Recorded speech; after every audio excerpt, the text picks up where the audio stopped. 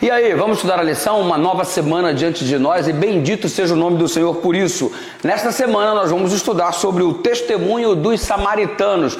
E eu quero que você registre no seu coração esse texto aqui, que é o testemunho da mulher junto ao poço de Jacó, Evangelho de São João, capítulo 4, versículo 42.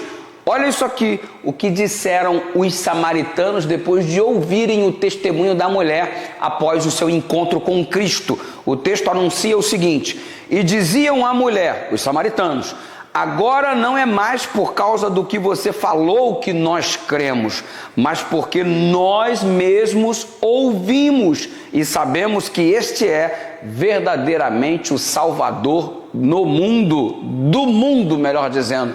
Veja que repercussão tão maravilhosa foi o testemunho desta mulher junto à cidade de Samaria. Deus a usou poderosamente, como deseja usar você também para testemunhar acerca do Cristo vivo que virá muito em breve nos buscar. Note, os samaritanos, e tem uma história por trás de tudo isso daí. Anota só isso daí. No ano 722 antes de Cristo, os assírios vieram e levaram em cativeiro o povo de Israel, que era o reino do norte. Você sabe que Israel estava dividido em dois reinos. Reino do norte, Israel, capital, Samaria. Reino do sul, Judá, capital, Jerusalém. Colocou isso aí nas suas anotações? Vou repetir. Reino do norte, Israel, capital, Samaria. Reino do sul, Judá, capital, Jerusalém. 722 a.C., os assírios vieram, atacaram o reino do norte e arrasaram o reino do norte.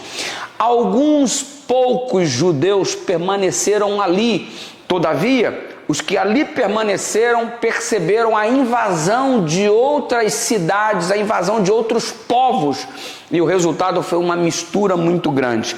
O pessoal do sul começou a olhar com desdém o pessoal do norte, e o raciocínio nos dias de hoje seria mais ou menos o seguinte: aí, vou te falar uma coisa, hein?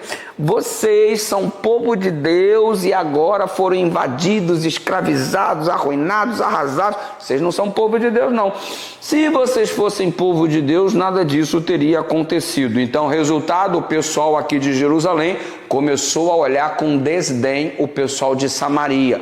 Uma rixa a partir de 722 antes de Cristo começou a ser criada, e uma indisposição que perdurou até os dias de Cristo.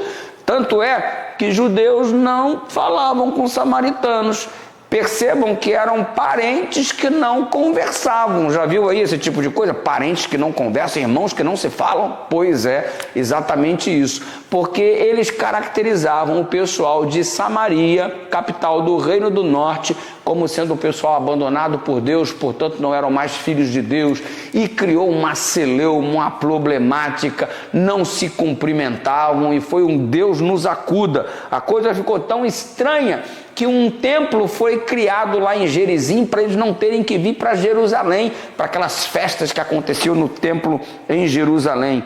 E resultado, toda esta dificuldade e preconceito estava se manifestando também nos dias de Cristo. Por isso que vai ser muito relevante você compreender essa história, que é o contexto do que acontece em diversos episódios envolvendo Cristo e os discípulos.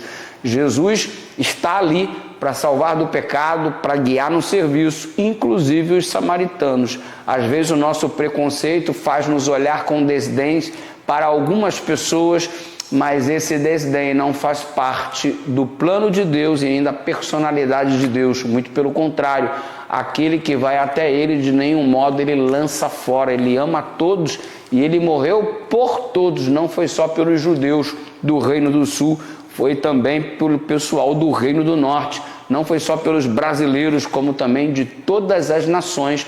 Todas as pessoas têm, então, o privilégio de serem alcançados pela mensagem do Evangelho. É por isso que o texto mais conhecido das Escrituras Sagradas diz assim: porque Deus amou o mundo, e não é o mundo judeu, é o mundo de verdade. Deus amou o mundo de tal maneira que deu seu Filho unigênito, para que todo aquele que nele crê não pereça, mas tenha a vida eterna. E é lindo ver os desprezados samaritanos agora confessando Jesus como Salvador. O amor de Deus vai além dos nossos preconceitos. Isso é fantástico. Ore comigo, Pai querido. Obrigado pelo teu amor que alcança todos, em nome de Jesus.